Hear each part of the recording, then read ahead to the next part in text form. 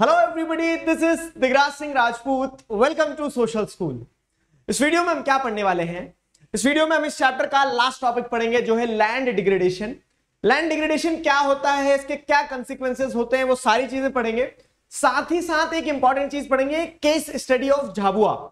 झाबुआ मध्य प्रदेश में एक डिस्ट्रिक्ट है, उसके बारे में भी कहानी पढ़ेंगे कि वहां पे किस तरह से लैंड डिग्रेडेशन को कंट्रोल किया गया, चेक किया गया। तो बेसिकली इस चैप्टर का टर्म 2 के सिलेबस का ये लास्ट टॉपिक है। अच्छे से पढ़ना, दिल लगा के पढ़ना, समझना सारी चीजों को। Land degradation, what is land degradation, this is the question. आपको लैंड डिग्रेडेशन से क्या समझ में आता है? ठीक है, लैंड डिग्रेडेशन से क्या समझ में आता है कि कह सकते हैं कि जो लैंड है, ठीक है, वो एक रिसोर्स है, नेचुरल रिसोर्स। उसकी क्वालिटी में जब क्या होने लगता है, क्वालिटी में उसकी कहीं ना कहीं हम क्या कहते हैं, डिक्रीमेंट होने लगता है, उसकी क्वालिटी डिग्रेड होने लगती है, तो वो लैंड डिग्रेडेशन कहलाता है। क्यों, कैसे, कहां, कब, ये सारे सवाल जो आपके मन में आए उनका जवाब इस वीडियो में आपको मिल जाएगा। ये रही टेलीग्राम चैनल की लिंक। टेलीग्राम चैनल की लिंक से आप टेलीग्राम चैनल जरूर से ज्वाइन कीजिएगा। यहाँ आपको सारी अपडेट्स मिलते रहेंगे, कब कौन सा सेशन आने वाला है। साथ ही साथ आप अनअकैडमी ऐप जरूर से डाउनलोड कीजिए। यहाँ पे आपको ये सारे चैप्टर के नोट्स वगैरह मिल जाएंगे। आपको अनअकैडमी ऐप पर और भी सारे फीचर्स हैं, जैसे स्पेशल क्लासेस होती है, ये सारे फीचर्स भी आप अनअकैडमी ऐप पर एक्सप्लोर कर सकते हैं। तो please do download the Unacademy app. Fine, what is land degradation? तो the pressure on agricultural land increases not only due to the limited availability but also by deterioration of quality of agricultural land.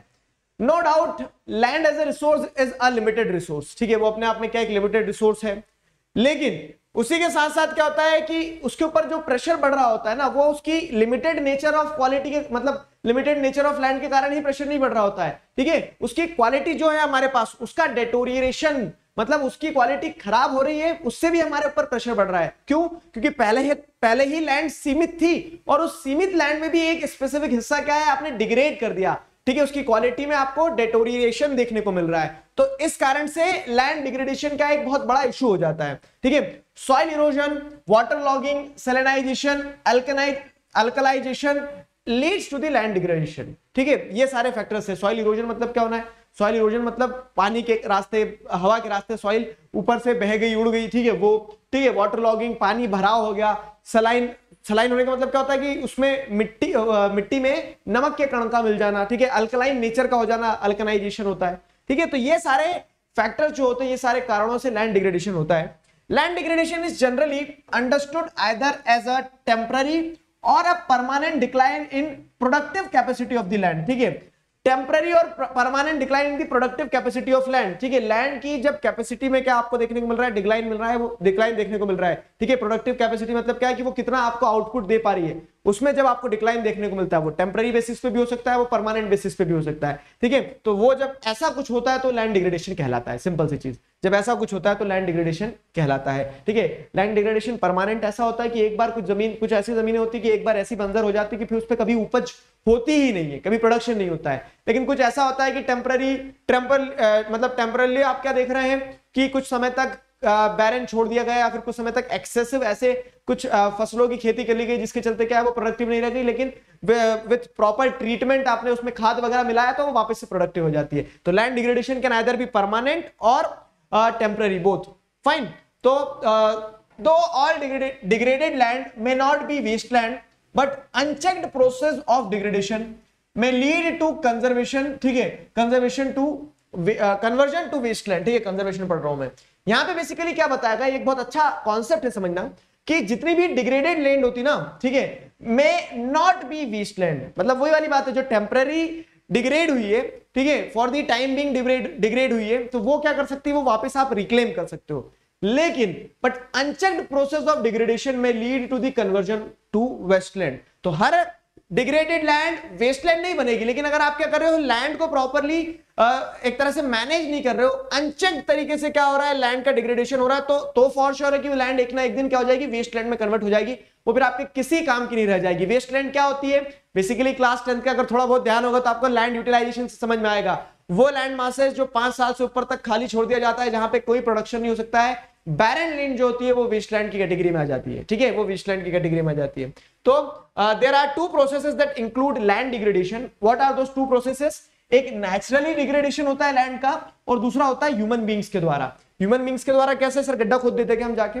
नहीं, गड्ढा नहीं खोद रहे, लेकिन एक human beings human activities से associated होता है, एक नेचुरल एक्टिविटीज से एसोसिएटेड होता है। ठीक है, अब जैसे अगर आप ये देखोगे कि कौन सी लैंड किस तरह से डिग्रेड हुई है, तो national remote sensing centre NRSC ये कहां पे है, ये आप मुझे कमेंट सेक्शन में बताएंगे, ये आपके ही सिलेबस का पार्ट है क्योंकि, ठीक है। तो NRSC जो है नेशनल रिमोट सेंसिंग सेंटर जो है, ठीक है, has classified wasteland by using remote sensing techniques and it is possible to categorize these wastelands according to the processes that have created them.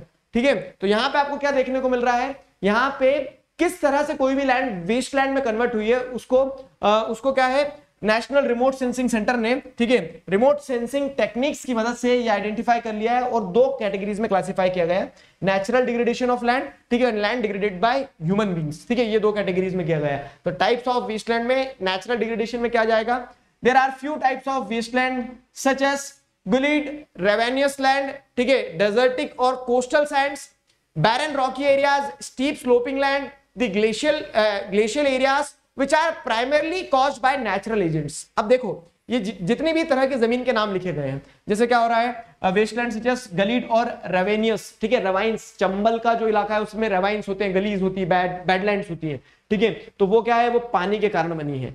ठीक है, डेजर्टिक और कोस्टल सैंड्स, तो ये क्या है, तो आपको पता है कि डेजर्ट है, सैंड वाला है, पूरा वेस्टलैंड हो गया। बैरन रॉकी एरियाज, डेक्कन प्लेटू वगैरह के जो प्लेटू रीजन रहते हैं, बैरन है, रॉकी है, पथरीली जमीन जो होती है। ठीक है, स्टीप स्लोपिंग लैंड जो होती है तो वो भी वेस्टलैंड। स्टीप स्लोपिंग क्या करोगे उस पे, स्टीप स्लोपी लैंड पे, ठीक है, ना कुछ कर सकते हो, ना खेती कर सकते हो, ना ट्रक चला सकते हो, ना गाड़ी चला सकते हो, ना खुद चल सकते हो। ठीक है, तो वो भी वेस्टलैंड की कैटेगरी में। ग्लेशियल लैंड्स क्या हो जाएगा, जैसे जो माउंटेनियस रीजन है, हिमालयन माउंटेन में स्पेसिफिकली जहां ग्लेशियर्स जम जाते हैं, खिसक खिसक के चलते रहते हैं आगे। ठीक है, तो जो आपको ध्यान हो तो आपने 11th ज्योग्राफी में जिस चीज में डिटेल में पढ़ा था, तो ग्लेशियल एरियाज जो रहते हैं जहां ग्लेशियर्स वगैरह रहते हैं, वो भी क्या कहलाएगा, wasteland, which are primarily caused by natural agents. ठीक है, ये सब कुछ, ये सारा जो लैंड डिग्रेडेशन हो रहा है, natural degradation, this is due to the this natural degradation is due to, क्या कहेंगे, this natural degradation is due to natural agents। Fine, चलो ठीक है, बढ़िया है। अब क्या है, डिग्रेडेड बाय ह्यूमन बींग्स, वो लैंड जो ह्यूमन बींग्स के कारण डिग्रेड हुई है। तो there are other types of degraded lands such as waterlogged and marshy area, land affected by salinity and alkalinity, and land with or without scrubs which have largely been caused by natural as well as human factors। ठीक है, यहां पे ये जितना भी आपको point देखने को मिल रहे हैं ना, तो ये क्या है, ये डिग्रेडेड लैंड्स किस तरह की हो गई, जिसपे वाटर लॉगिंग हुई है। क्यों, क्योंकि ह्यूमन बींग्स ने क्या किया, एक्सेसिव वाटर इरिगेशन किया, तो वाटर लॉगिंग के कारण। ठीक है, दलदली इलाका है, ठीक है, स्क्रब्स विद और विदाउट स्क्रब्स, सलाइन है, अल्कलाइन है, बहुत ज्यादा पेस्टिसाइड वगैरह का इस्तेमाल हुआ, तो यहाँ ह्यूमन एक्टिविटीज के कारण जो लैंड डिग्रेड होती है, तो वो क्या हो जाएगी, डिग्रेडेड बाय ह्यूमन बींग्स की कैटेगरी में आ जाएगी। समझ में आया। Other than that there are some other types of wasteland such as degraded shifting cultivation area, degraded land under plantation crop, degraded forest, degraded pastures and mining and industrial wastelands are caused by human actions। ठीक है, तो ये सारी activities human activities की category में आएगी और इस कारण से भी लैंड डिग्रेडेशन होता है। wastelands caused by man made processes are more important than natural processes। ठीक है, अब ये पॉइंट समझना अच्छे से जरा क्या है, तो wasteland cause by man made processes, man made processes मतलब यही सारी एक्टिविटी, कल्टीवेशन एरिया, ठीक है, faulty practices of agriculture, water logging, जो ह्यूमन बींग्स के कारण हुआ ना, वो वेस्टलैंड जो होती है ज्यादा इंपॉर्टेंट केस में उस पर ज्यादा ध्यान दिया जाना चाहिए। क्यों, क्योंकि उसको कंट्रोल किया जा सकता है। प्रकृति के आगे आप नहीं टिक पाओगे, ना मैं टिक पाऊंगा, ना कोई और टिक पाएगा। ठीक है, लेकिन आप जो ह्यूमन एक्टिविटीज के कारण जिस लैंड को खराब कर रहे हो, उसे कंट्रोल किया जा सकता है, उसे चेक किया जा सकता है। So this was the point about land degradation. समझ में आया यहां तक। अब अगर हम बात करें तो लैंड डिग्रेडेशन को चेक कैसे किया जा सकता है सर। ठीक है, चश्मा लगा के बैठ जाओगे यहाँ पे दूरबीन लगा के कि चेक करते चलो, नहीं, आपको बेसिकली इनिशिएटिव्स लेना पड़ेंगे और ये करके दिखाया है किसने, झाबुआ में वहां के जो लोकल कम्युनिटीज थी उन्होंने। ठीक है, झाबुआ क्या है, तो झाबुआ जो है मध्य प्रदेश में, आप जिस देखोगे तो मध्य प्रदेश का एक वेस्टर्न मोस्ट डिस्ट्रिक्ट हो गया झाबुआ मध्य प्रदेश में। ठीक है, वेस्टर्न मोस्ट डिस्ट्रिक्ट जो है झाबुआ, तो ये Jhabua district is located in the western most agroclimatic zone in Madhya Pradesh, western most agroclimatic zone in Madhya Pradesh. It is in fact one of the 5 most backward districts of the country। ठीक है, जो 5 most backward districts हैं उन्हीं में से एक आता है झाबुआ आपका। ठीक है, it is characterized by high concentration of tribal population, mostly Bhils. ये जो झाबुआ डिस्ट्रिक्ट है तो ये किस चीज से कैरेक्टराइज्ड है, ठीक है, तो भील पॉपुलेशन जो है, भील कम्युनिटी जो है, ठीक है, tribal community, Bhil tribal community majority में यहाँ पे रहती है झाबुआ में। The people suffer due to poverty, which has been accentuated by high rate of resource degradation, both forest and land. अब most of the people over here are poor people, ठीक है, गरीब लोग हैं तो they are dependent more on nature. इसी के चलते क्या उनकी डिपेंडेंस नेचर पे ज्यादा थी, लेकिन उन्होंने फॉरेस्ट और लैंड रिसोर्सेज को इसके चलते क्या डिग्रेड कर दिया है. अब क्या है, जब ये चीज समझ में भी आई कि land, we have degraded the land, ठीक है, तो अब वहां पे इन्वायरमेंटलिस्ट हो गए, एनजीओस हो गए, लोकल अवेयरनेस पे जब ये बात बढ़ी इस तरह से कि हमें कुछ करना चाहिए, नहीं तो एक दिन ये प्रकृति संसाधन खत्म कर चुकी होगी, ठीक है. तो तब क्या होता है, there were steps taken to check land degradation in Jhabua. What are those steps, question बन गया आपका. तो वो स्टेप्स क्या है, देखो, the watershed management programs funded by both ministers of rural development and agriculture, ठीक है, government of India, have been successfully implemented in Jhabua districts, which has gone a long way in preventing land degradation and improving soil quality. तो अब यहाँ पे जैसे देखेंगे watershed management programme क्या होता है. बेसिकली मैं आपको समझाता हूँ वाटरशेड मैनेजमेंट प्रोग्राम क्या होता है. जैसे ठीक है, ये 2-3 पहाड़ है, ठीक है, ये 3 पहाड़ है यहाँ पे. अब ये पहाड़ से क्या आ रहा है, इधर से पूरी ट्रिब्यूटरीज वगैरह निकल के आ रही है, ये नदी, ठीक है, तो ये नदी यहाँ से मेन रिवर बह रही है, मेन रिवर बह रही है. तो ये जो पूरा कैचमेंट एरिया रहेगा उसका, ये पूरा उस रिवर का वाटरशेड कहलाएगा, ठीक है, वाटरशेड कहलाएगा. तो अब ये जो वाटरशेड मैनेजमेंट है, तो मतलब कि उस पूरे रीजन में, जैसे अगर आप देख रहे हो उस पूरे रीजन का जो वाटरशेड बनता है, उस पूरे रीजन का जो कह सकते हैं कैचमेंट एरिया बनता है रिवर्स का, ड्रेनेज सिस्टम का, उसके मैनेजमेंट पे फोकस किया गया, ठीक है. और ये प्रोग्राम जो चलाया गया वाटरशेड मैनेजमेंट का, it was funded by ministry of rural development agriculture, government of India, ठीक है. रूरल डेवलपमेंट भी, एग्रीकल्चर सेक्टर का भी डेवलपमेंट, तो दोनों मिनिस्ट्री ने मिलकर इस प्रोग्राम को फंड किया, ठीक है. Watershed management program acknowledge the linkage between land, water and vegetation and attempts to improve livelihoods of people through natural resource management and community participation.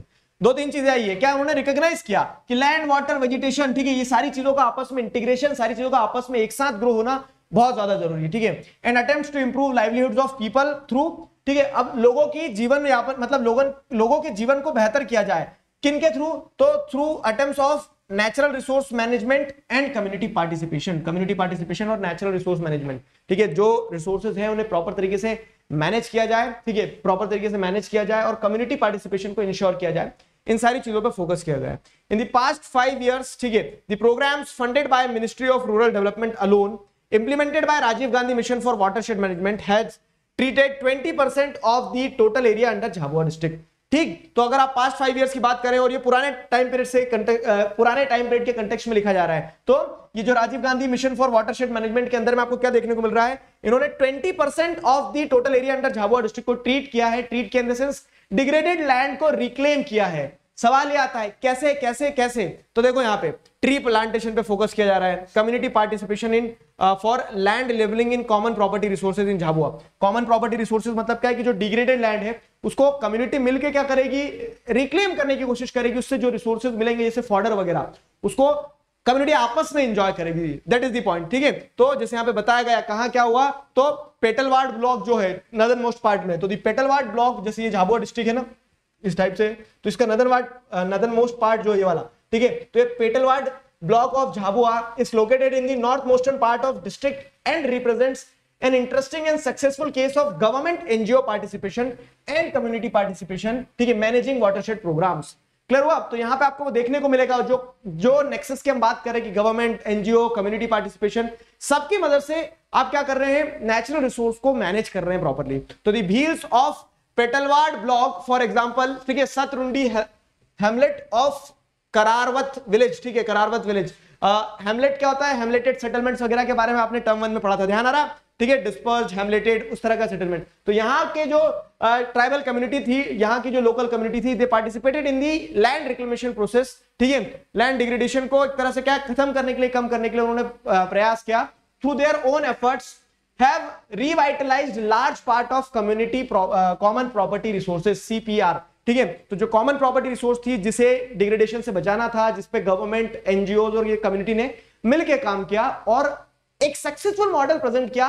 पेटलवाड़ कह सकते हैं ब्लॉक के व्हील्स ने क्या किया ऐसा उन्होंने, ठीक है, हाउ, तो उन्होंने क्या किया, देखो, efforts of the local community, each house hold planted and maintain 1 tree on the common property, ठीक है. सबने क्या किया, सबने, हर एक घर से एक इंसान ने बोला कि हम एक पेड़ लगाएंगे, उसको बच्चे की तरह पालेंगे, ठीक है. They also have planted fodder grass on the pasture land and adopted social fencing of these lands for least for at least 2 years। ठीक है, अब यहाँ पे अगली चीज उन्होंने क्या की, उन्होंने फॉडर ग्रास को प्लांट कर दिया, और वो फॉडर ग्रास जो प्लांट किया उन्होंने पूरा का पूरा उस कॉमन प्रॉपर्टी रिसोर्स पे। ठीक है, तो कॉमन प्रॉपर्टी रिसोर्स पे जो प्लांट किया तो उसको क्या है, उसको ऐसा नहीं कि ओपन ग्रेजिंग के लिए छोड़ दिया। Even after that they say there would be no open grazing. ठीक है, ओपन ग्रेजिंग नहीं होगी, क्यों? क्योंकि ओपन ग्रेजिंग में लैंड डिग्रेडेशन होता है, जैसे ग्रेजिंग, ओवर ग्रेजिंग के कारण लैंड डिग्रेड होता है ना। तो उन्होंने क्या किया, बट स्टाल फीडिंग। ठीक है, स्टाल फीडिंग मतलब क्या होता है कि वो घास को काट के ले आएंगे, कैसे दराती वगैरह से काट के लाएंगे गट्ठे बांध के, और फिर जानवरों को खिलाया जाएगा। ठीक है, तो उससे क्या होगा, जमीन लैंड डिग्रेडेशन से भी बचेगी,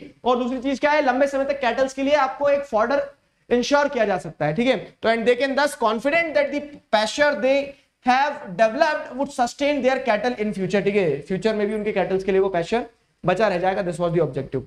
समझ में आया? अब फिर अगली चीज क्या है, an interesting aspect of this experience is that before the community embarked upon the process of management of the pasture there was encroachment on this land by the villagers from adjoining village। ठीक है, अब क्या है कि जिस land को common property resource बताया गया था, ठीक है, जिस लैंड को कॉमन प्रॉपर्टी रिसोर्स बताया गया था, तो यहाँ पे एक इंटरेस्टिंग इंस्टेंस से निकल के आता है कि उस पे क्या है, बाजू के जो किसान वगैरह थे, ठीक है, बाजू के गांव वाले जो लोग थे, उन लोगों ने कब्जा करके रखा था। अब कब्जे की जमीन थी, ठीक है, कब्जे की जमीन थी, तो उस पे क्या है कि ये लोग जब कॉमन प्रॉपर्टी रिसोर्स की तरह वहां पे proper land reclamation, land management पे फोकस कर रहे थे, तब उन लोगों ने ऑब्जेक्शन भी उठाया। तो the villagers called the tehsildar to ascertain the rights of common land. ठीक है, जो कॉमन लैंड है तो उसके राइट्स को असर्टेन किया जाए कि भैया बता दो किसकी कितनी है, कितने पे ये कॉमन प्रॉपर्टी रिसोर्स की तरह काम करेंगे, कितना हमारा हिस्सा रहेगा। तब क्या होता है, पीसफुली इस चीज को सेटल किया गया। दी ensuing conflict was tackled by villagers by offering to make the defaulter encroaching on the common property resource a member of their user group and sharing the benefits of greening the common land pastures। ठीक है, अब क्या है, तो क्या तय किया गया कि वो जो विलेजर्स क्लेम कर रहे थे कि हमारा है, जिन्होंने एनक्रोच किया गया था, तो उन्होंने बोला कि एनक्रोचर्स को भी क्या दो, इनको भी एक टॉफी दो, इनको भी खुश रखो। तो जो कॉमन लैंड को ग्रीन किया उन्होंने, ठीक है, sharing the benefits of grinning the common land, तो कॉमन लैंड में जो हरियाली आई तो बोला कि तुम भी इसके एडवांटेजेस लोगे, हम भी एडवांटेज लेंगे, कोई एनक्रोचर नहीं है, लेकिन हमें मिलकर इस लैंड को डिग्रेड होने से बचाना है। So that was the wonderful story about कह सकते हैं झाबुआ, लैंड डिग्रेडेशन वाला पार्ट कंप्लीट। आपका ये चैप्टर भी कंप्लीट यहाँ पे, आई नो, ठीक है, हमारा सिलेबस टर्म 2 का यहाँ कंप्लीट होता है। This was a wonderful journey with you and I sincerely apologise, थोड़ा सा डिले हो गए, but you know the reasons, बहुत उथल पुथल रही जीवन में। ठीक है, तो successfully we have completed the chapter. अभी आपकी रिस्पांसिबिलिटी ये बनती है, अगर एक बच्चा भी सिंसियरली फॉलो कर रहा था तो I am there for him. ठीक है, तो आपको क्या करना है, आपको कुछ नहीं करना है, आपको सिंपल सी चीज है, सारे चैप्टर्स आपने डिटेल में पढ़ लिए। एनसीईआरटी पढ़ते रहना, एनसीईआरटी इज एवरीथिंग, एनसीईआरटी को पढ़ना।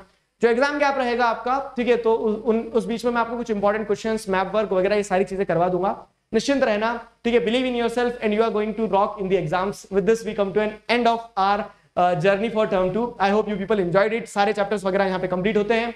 अब हम यहाँ पे पूरी तरह से क्या कर सकते हैं, एक तरह से फुल स्टॉप लगा सकते हैं सिलेबस वाले पार्ट पे। ठीक है, रिश्ते पे फुल स्टॉप नहीं लगेगा अभी, तो तब तक पढ़ते रहो, रिवाइज करते रहो, stay connected, keep learning. Signing off with this, together we can, we will. Thank you very much.